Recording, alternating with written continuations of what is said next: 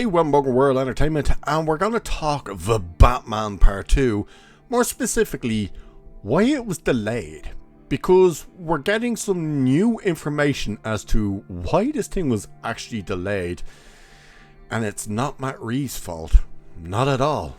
In fact, all fingers are pointing to James Gunn. Yep, this is very interesting, and quite frankly, it makes a lot of sense. Especially seeing as Matt Reeves originally said, I even did videos on it where he had said the script was done, it was ready to go. And then it was James Gunn who came out after that and said he hasn't turned in a finished script. And it's very weird back and forth where it's like, but Matt Reeves said it was. And now James Gunn is saying it isn't. And then whether Reeves was pressured or not, he eventually came out and said, well, actually, it's not finished. But it was like, no, you said it was finished and ready to go. But all fingers are now pointing to the reason it was delayed. It had nothing to do with Matt Reeves, but it was all James Gunn. So we're going to take a look at this. So it's saying here, for 3 years, the narrative around the Batman Part 2 was that Matt Reeves was slow. Now, they don't mean yellow bus, like short yellow bus slow. They just mean he was taking his time to write this thing. So, the script took forever. The dates kept slipping. October 2025 became October 2026, became October 1st, 2027, which is the lock for now. And James Gunn made sure everyone knew whose fault that was. Posting on trades, the only reason for the delay is there isn't a full script. Now remember, that came like months after Matt Reeves had said the script was done. Like, it was ready to go. Now, the sources for this site has come in and says that narrative is actually backwards. So they're told that Gunn delayed, and then had the nerve to offer notes on Reeves' script. That went about as well as you would expect. So it's not just that James Gunn kept delaying the thing. He then turned around and went, here's my notes that I want you to add into your script. What? And yeah, they were like, get fucked, basically. So Reeves, per this source, decided to wait it out with Mike DeLuca's full blessing. So that's interesting as well, that Mike DeLuca was like, you take all the time you need. Do not push this. They want nothing to do with Gunn when the movie comes out. They want him gone and far away from it, from his universe and from his flops. So they are very much trying to make sure that you understand as an audience that when this movie comes out, this is not in the Gunn universe. This has nothing to do with the DCU. That this is the Elseworld, the Batverse. So that's what they are really pushing there.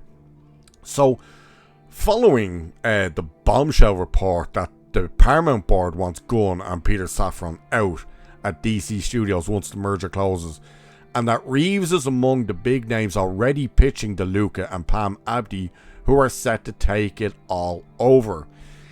Again, you have to be careful with them too, because they have been a part of some of the big problems with DC in the past. So the sequel was announced in April of 2022.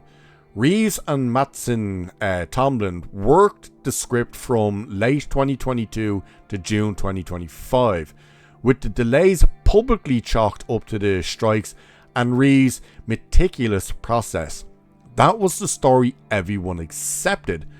Cameras finally rolled on Living's Den on June 12th, with Robert Pattinson back in the cowl, Colin Farrell returning as Oz, although for a very short role, and Sebastian Stan, Scarlett Johansson and Brian Tyree Henry joining the cast. Don't know why they left out Charles Stanson in that, or Charles Stance, not Danson. Release date is still October 1st, 2027. So the slow director turned in his script and went straight to work, while the executive who publicly blamed him is on the one fighting for his job. Now, by the way, right now I do believe they are taking a tiny break from filming because Robert Pattinson is obviously promoting The Odyssey. So unless they're filming around him, I don't know. Because it's already been pointed out how Robert Pattinson has the Bruce Wayne haircut on the red carpets for, what do we call it? The Odyssey. Now, we're seeing the Penguin. Here's where things get even more interesting. The Penguin put on ice. Now look at the Penguin.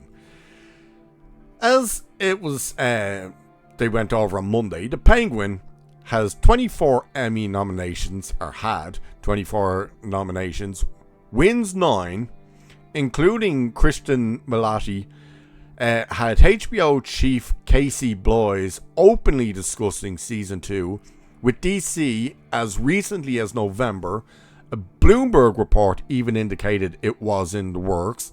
Then last month, industry scooper Jeff Snyder reported HBO and DC would not move forward with season 2. What happened in between? Per the Sin Source X account, season 2 should have been in full swing by now.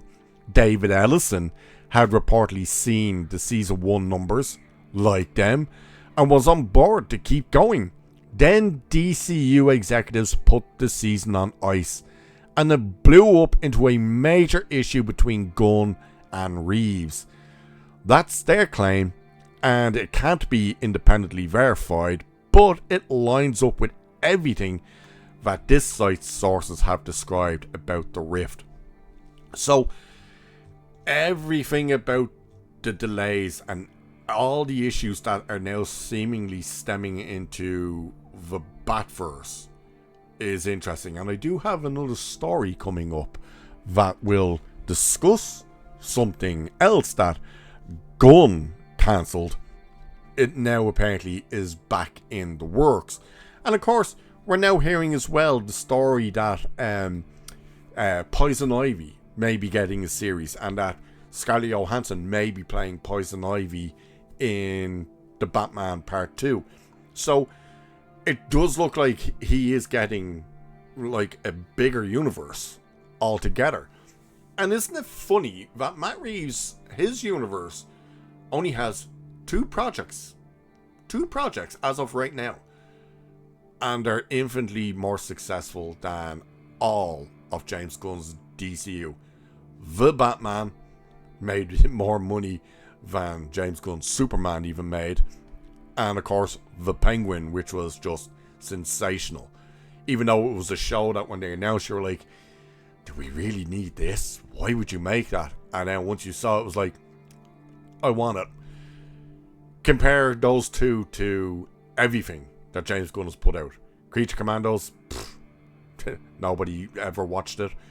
Superman, underperformed, didn't make money, was pulled out of the cinemas early. Peacemaker Season 2, disaster. Supergirl, disaster. His universe is a disaster. But it looks like he's the reason this movie got delayed. And again, where you can see where that makes sense, and it was probably true, is the fact that Matt Reeves had previously said the script was ready and they were ready to start filming at any moment.